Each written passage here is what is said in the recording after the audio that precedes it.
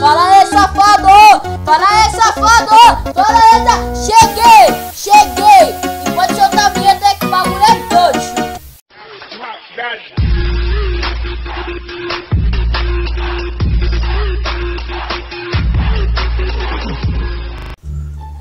Nossa, pastor, se o inferno for quente igual tá aqui agora, é assim que eu vou ter medo de lado. Deus é mais.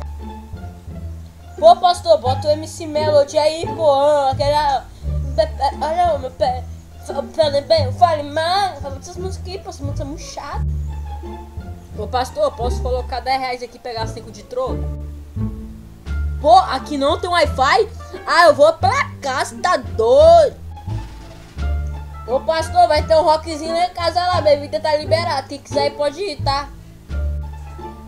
Ah, tá. A Julia vai no rockzinho sim.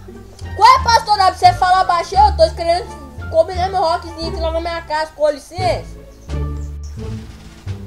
Ô, pastor, posso WhatsApp da sua filha? Ela é mó gatona, geral quer pegar ela. Minha mó gostou, fez direitinho, esse é o bichão, hein?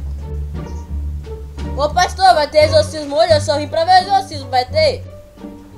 Ei. Caguei, moleque. Caguei, tiozão. Ei. Tem aquela freira ali? Eu já peguei, mano. É beijando pra caramba, tá?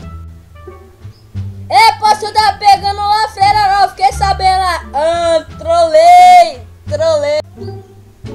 Pô, se vocês gostaram do vídeo, dá um like, compartilha pra nós poder continuar.